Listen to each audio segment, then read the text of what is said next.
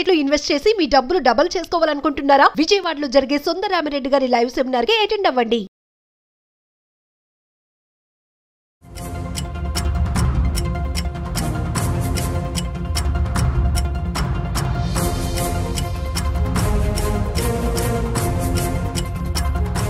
నమస్తే, welcome to Suman TV. ప్రస్తుతం మనతో పాటు ఉన్నారు మేనేజ్మెంట్ కన్సల్టెంట్ సంపత్ సముద్రాల గారు. సార్తో మాట్లాడదాం.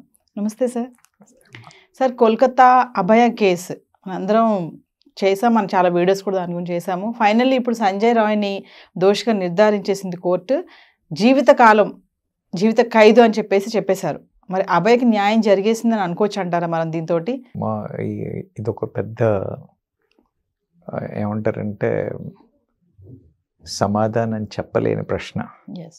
ఎందుకనంటే ఆ అమ్మాయికి జరిగిన అన్యాయం, the magnitude of the problem, the way she was handled, తర్వాత జరిగిన పరిణామాలన్నీ చూసినట్టయితే ఇదొక పెద్ద సీరియస్ సబ్జెక్ట్.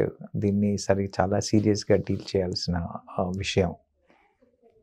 న్యాయం జరిగిందా అని అంటే మన వ్యవస్థలో మనకున్న న్యాయస్థానాల పరిధిలో మనకున్న లా ప్రకారంగా ఆయనకి 6 నెలల లోపే శిక్ష విధించారు అని అంటే జస్టిస్ టైంలో అయ్యింది అనే చెప్పచ్చు. మీరు పేపర్ పరంగా, రికార్డు పరంగా, ప్రభుత్వ పరంగా మీరు నన్ను అడిగినట్టయితే ఆ న్యాయం జరిగిందే అనే చెప్పచ్చు. కానీ మనం నిజంగా వెళ్ళి ఆ సబ్జెక్టులో చూసినట్టయితే, మీరు అన్నారు ఇన్ని వీడియోలు జరిగాం, ఇన్ని విషయాలు చూసాం, ఎంత హడావిడి జరిగిందనేది, ఎంత అప్రూవర్, దేశం అంతా ఒక్కటైంది. అవునా? డాక్టర్లే కాదు, మెడికోలే కాదు, అవునా, మొత్తం ఒక్క కోల్కతా వాళ్లే కాదు, ఐఎంఏ కాదు, మొత్తం భారతదేశం కదిలొచ్చింది. అన్ని విభాగాల నుంచి అన్ని విధాలు. అంటే ఇంత సీరియస్ ఇష్యూ ని ఒక 2 ముక్కల్లో జీవిత ఖైదు అని వదిలేశారు అనంటే న్యాయం జరిగిందా అని అంటే నేను న్యాయం జరిగింది అని చెప్పలేను, ఖచ్చితంగా చెప్పలేను. You understand my point? ఎందుకనంటే ఈ అమ్మాయి చనిపోయిన అమ్మాయి చనిపోయింది. ఇప్పుడు అమ్మాయికి మీరు ఏం చేసినా న్యాయం జరిగినట్టు కాదు, న్యాయం జరగనట్టు కాదు. ఎప్పుడు దాని న్యాయం జరిగింది అని అంటాము అనంటే, మళ్ళీ ఇలాంటి వాతావరణం రాకుండా ఉండేంత భయంకరంగా ఉండాలి జడ్జిమెంట్. రిపీట్ అవ్వకూడదు మళ్ళీ. భయపడాలి ఎవడైనా. వాడికి కళ్ళల్లో ఈ కేసు కనపడాలి, దీనికి ఇచ్చిన శిక్ష, దీన్ని ఎలా డీల్ చేశారు అనేది విజువలైజ్ అవ్వాలి. ఎక్కడ అవునా కదా? ఏముందిలే, అవునా, ఇప్పుడు మీరే చెప్పారు కూర్చోబెట్టి భోజనం పెడతారా అని. ఏముందిలే, ఐ కెన్ డూ ఇట్ అన్న మైండ్. ఖచ్చితంగా అమ్మ, ఆ లెక్కను చూసినట్టయితే ఎవరు తృప్తి పడ్డారో లేదో తెలియదు, కానీ మీరు నా పరంగా అడిగితే నేను తృప్తి పడలేదనే చెప్పాలి, సరి అయిన న్యాయం జరగలేదనే చెప్పాలి. ఎందుకంటే డెత్ పెనాల్టీ ఎందుకు విధించలేదని కొంతమంది ప్రశ్నిస్తున్నారు. ఎందుకు అతన్ని మేపుతారా జైల్లో పెట్టి అని? దాంట్లో న్యాయం ఉంది. ఇప్పుడు మీరు అలా ఎలా అడుగుతున్నారు అంటే ఖచ్చితంగా అడుగుతారు. ఎందుకనంటే హుబ్లీలో కేసు జరిగింది, ఒడిశాలో కేసు జరిగింది. ఇలా భారతదేశంలో అక్కడిక్కడ మైనర్ల మీద అరాచకాలు ఇలా జరిగినప్పుడు వాళ్ళకి డెత్ పెనాల్టీస్ వేసింది కోర్టు. కానీ ఈ కేసులో కోర్టు ఏముంది తెలుసా? ఇదొక డిఫరెంట్ కైండ్ ఆఫ్ కేసు కాదు, అర్థమైందా? దీంట్లో మరణదండన ఇవ్వాల్సినంత టిపికల్ కేసు కాదు ఇది. అంటే ఏంటి, రోజువారీ జరిగే కేసులాగా కన్సిడర్ చేస్తున్నారా? కానీ ఏంటంటే వాళ్ళకి గైడ్ లైన్స్, వాళ్ళకు they are also in framed guidelines, అవునా కదా?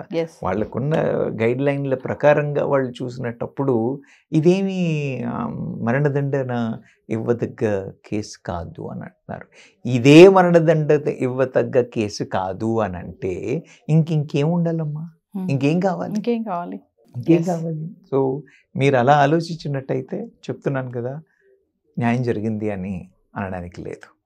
కానీ మీరు న్యాయ వ్యవస్థ పరంగా వెళ్ళినట్టయితే, పోలీస్ ఇన్వెస్టిగేషన్ ప్రకారంగా వెళ్ళినట్టయితే, మనకున్న లీగల్ సిస్టమ్ పరంగా చూసినట్టయితే, చెప్పాను కదా, 6 నెలల్లోనే ఇన్వెస్టిగేషన్ కంప్లీట్ చేసి జడ్జిమెంట్ ఇచ్చారు, కాబట్టి న్యాయం జరిగింది. సో స్టార్టింగ్ నుంచి చూసుకుంటే కూడా సంజయ్ రాయ్నే ముందు పెట్టారు, ముందు తోసారని అనుకుందాం మనం. ఇక పెట్టారని కాదు, ఇప్పుడు ఫైనల్గా దోషించేసి జీవిత ఖైదు అనేసారు. అంటే మిగిలిన వాళ్ళంతా తప్పించుకున్నారని అనుకోవాలా. చాలా పేర్లు వచ్చాయి అప్పుడు మనకి, అప్డేట్స్, రోజు రోజుకు అప్డేట్ వచ్చింది కదా, పలాని వ్యక్తి అలా అని, పలాని వ్యక్తి ఇలా అని, పలాని వ్యక్తి అలా వచ్చాడని, ఇలా వచ్చాడని, అక్కడి నుంచి చూశాడని, అందులో వచ్చాడు సీసీ కెమెరా అని అన్నారు. మరి వాళ్ళంతా ఏమైపోయారు ఇప్పుడు? మండల్ గురించి, సందీప్ ఘోష్ గురించి, పేరు చెప్పకుండానే మమతా బెనర్జీ గురించి, వీళ్ళందరి గురించి మాట్లాడుతున్నారు మీరు. వీళ్ళందరూ కూడా దోషులే, వ్యవస్థ ఒప్పుకున్నా లేకపోయినా, న్యాయస్థానం వాళ్ళని చేసినా చేయకపోయినా. అయితే ఏమిటంటే ఇంకా వాళ్ళ పరంగా ఇంకా ఇన్వెస్టిగేషన్స్ కంటిన్యూ అవుతున్నాయి, కేసు క్లోజ్ అయింది అని చెప్పలేం. కానీ వాళ్ళందరినీ దోషులుగా ఏమంటారు డిక్లేర్ చేయకపోవడం అనేది ఇట్స్ ఎ డిస్సాటిస్ఫాక్షన్ ఓన్లీ. ఎందుకనంటే ఇప్పుడు మీరు చెప్పినట్టుగా ముందు కాలేజు, తర్వాత మెడికోసు, తర్వాత ఐఎంఏ కోల్కట్టా, తర్వాత ఐఎంఏ ఇండియా, తర్వాత ప్రతి పొలిటికల్ పార్టీ, భారతీయ పౌరులు, ప్రతి వ్యక్తి దీన్ని అగేన్స్ట్ అయ్యారు అని అంటే ఒక అమ్మాయిని చంపిన దాని మీద ఒక్కటే కాదమ్మా, మొత్తం వ్యవస్థలో ఉన్న లూప్ హోల్స్ మీద. అవునా కాదా? వాడు ఒక కాంట్రాక్ట్ ఎంప్లాయీ పోలీస్ డిపార్ట్మెంట్లో, అసలు వాడు కాంట్రాక్ట్ ఎంప్లాయీ పోలీస్ డిపార్ట్మెంట్ కంటే ముందు కూడా ఇతను సంజయ్ రాయ్ అయితే తను ఉన్నాడు, ఇతను ముందు రికార్డెడ్ క్రిమినల్. అవునా? అలాంటి క్రిమినల్కి ముందు అతనికి అసలు ఈ టెంపరీ పోస్ట్ అయినా, ఈ కాంట్రాక్ట్ పోస్ట్ అయినా పోలీస్ డిపార్ట్మెంట్లో ఎలా వచ్చింది? రెండవది, అతనికి ఏ టైంలో పడితే అలా అర్ధరాత్రులు 4 గంటలకి 3 గంటలకి హాస్పిటల్లో ఎంట్రీ అయ్యే అవకాశం ఎలా దొరికింది? యాక్సెస్ ఎలా ఉంది? సెక్యూరిటీ సిస్టమ్ ఏం చేస్తుంది? అవునా? తర్వాత ఇది వ్యవహారం జరిగే కన్నా ముందు, వ్యవహారం జరిగిన తర్వాత 3 గంటల వరకు ఎందుకు పెండింగ్ పెట్టారు? సిబిఐ వాళ్ళు ఏమన్నారు? సిబిఐ వాళ్ళకి హ్యాండ్ ఓవర్ చేసింది 5 రోజుల తర్వాత. వాళ్ళు ఏమన్నారు? మేమేమి ఇన్వెస్టిగేట్ చేస్తాం, మేము పోయే వరకు ఎక్కడికక్కడ 5 రోజులు అయిపోయింది, మొత్తం అంతా క్లీనప్ చేసేసారు, ఈ బేసిస్ మీద మేము ఇంత ఇన్వెస్టిగేషన్ చేసాము అని అన్నారు. You understand my point? ఇది మన మమతా బెనర్జీ మేడం గారు చాలా కలర్ఫుల్గా మేనేజ్ చేసిన వ్యవస్థ అని చెప్పచ్చు. ఓకే, ప్రజలు గెలిచారా, ప్రభుత్వం గెలిచిందా, లేకపోతే వ్యవస్థ గెలిచిందా, లేకపోతే ఈ అమ్మాయికి న్యాయం జరిగిందా అని అంటే ఇవన్నింటికి నెగిటివ్ మార్క్స్ వేసి దీంట్లో మమత గెలిచింది అని మాత్రం ఖచ్చితంగా చెప్పచ్చు. షీ హ్యాస్ మ్యానిపులేటెడ్ అని అనలేను, కానీ ఖచ్చితంగా మేనేజ్ చేసింది అని మాత్రం క్లియర్గా చెప్పగలం. ఎందుకనంటే సందీప్ ఘోష్ ద ప్రిన్సిపల్ని, the way he's been dealt, ఆయన్ని తీసుకెళ్ళి సస్పెండ్ చేయడం, మళ్ళీ గంటలో తీసుకెళ్ళి ఆయన్ని మళ్ళీ కాలేజ్లో ప్రిన్సిపల్గా పెట్టడం, అవునా? తర్వాత ఇవాళకి కూడా ఇన్వెస్టిగేషన్ ఏజెన్సీస్ క్లియర్గా ఇచ్చేయకపోవడం, తర్వాత సిబిఐ వాళ్ళు కూడా ఏం లేదని ఇప్పుడు మీరు చెప్పారు, ఇరికించారా సంజయ్ రాయ్ని అని. అవునా? పాపం అతన్ని ఇరికించారే అని అనుకోవచ్చు, లేదా అతను ఇన్వాల్వ్ అయినప్పటికీ కూడా 100% అతనే రెస్పాన్సిబుల్ అని అనడానికి లేదు. మరి అతనికి సహకరించిన వాళ్ళు కానీ, ప్రోత్సహించిన వాళ్ళు కానీ, లేదా పురమాయించిన వాళ్ళు కానీ, అర్థమైందా? సహకరించిన వాళ్ళు కాదు, ప్రోత్సహించిన వాళ్ళ, పురమాయించిన వాళ్ళే అని అంటాను నేను. వీళ్ళందరూ ఎక్కడికి పోయారు? మరి వీళ్ళందరూ ఇన్వెస్టిగేషన్ ఏమైంది? అవునా? అప్పుడు మమతా బెనర్జీ ఏం చెప్పింది? లేదు మేము ఆల్రెడీ చూసాం, it is only Sanjay Roy is caught అని చెప్పేసి మిగతా వాళ్ళందరూ క్లీనే, సందీప్ ఘోష్ క్లీన్, అందుకే నేను వాడికి మళ్ళీ ఇంకో పొజిషన్ ఇచ్చాను అన్న బిహేవియర్ ఇప్పుడు క్లియర్గా కనపడుతుంది కదా. సిబిఐ వాళ్ళు ఏం చేయలేకపోయారు అంటే ఏంటి? పోలీసు వ్యవస్థ పూర్తిగా ఫెయిల్ అయింది. పోలీస్ వ్యవస్థ పూర్తిగా ఫెయిల్ అయిందనే చెప్పాలి. అంటే మీరు రికార్డు పరంగా వ్యవస్థ పరంగా చూసినట్టయితే no they have done their job. Yeah, కానీ మీరు నేను ఆలోచించినట్టయితే, ప్రజానీకం ఆలోచించినట్టయితే, దీపాలు పట్టుకుని వెళ్ళిన ఈ భారత ప్రజానీకాన్ని చూసినట్టయితే ఖచ్చితంగా ది పోలీస్ వ్యవస్థ ఫెయిల్. కోల్కతా ప్రభుత్వం దాన్ని చాలా కలర్ఫుల్గా మేనేజ్ చేసింది. అందుకనే ఇవాళకి కూడా medicos they are not agreeing, they are saying we have not done justice అని వాళ్ళు ఒప్పుకోవట్లేదు. కోల్కతా మెడికోస్ ఒప్పుకోవట్లేదు, కోల్కతా ప్రజానీకం ఒప్పుకోవట్లేదు. ఎందుకు కోల్కతా ప్రజానీకం, మీరు నేనే ఒప్పుకోవట్లేదు.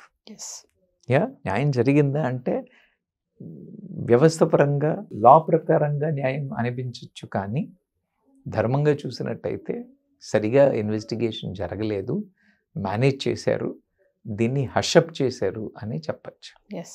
Thank you sir. Thank you. Hi. మొట్టమొదటిసారిగా మన విజయవాడలో క్లాస్ రూమ్ ట్రైనింగ్ అండి, 1 డే క్లాస్ రూమ్ ఎన్విరాన్మెంట్లో ఆఫ్లైన్ వెబినార్ జరగబోతుంది.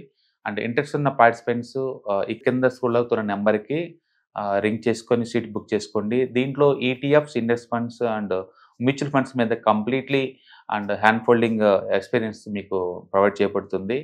దీని ద్వారా ఏంటంటే మనం ఎసెట్స్ని స్టాక్ మార్కెట్లో ఎలా మేనేజ్ చేసుకోవాలి, ఎలా గ్రో చేసుకోవాలి, ఎలా ప్రొడక్ట్ చేసుకోవాలో అంటే ప్రాక్టికల్గా నేర్చుకుంటారు. అండ్ మీ ఇప్పటి వరకు మనం ఆన్లైన్లోనే మీరు అటెండ్ అవుతున్నారు. ఇక నుంచి మీరు మన విజయవాడ సిటీలోనే అండ్ లైవ్లో క్లాస్ రూమ్ ఎన్విరాన్మెంట్లో నేర్చుకునే ఛాన్స్ దొరుకుతుంది. కాబట్టి ఇంట్రెస్ట్ ఉన్న పార్టిసిపెంట్స్ కింద స్క్రోల్ అవుతున్న నెంబర్కి పింగ్ చేసి సీటు రిజర్వ్ చేసుకోండి. Thank you.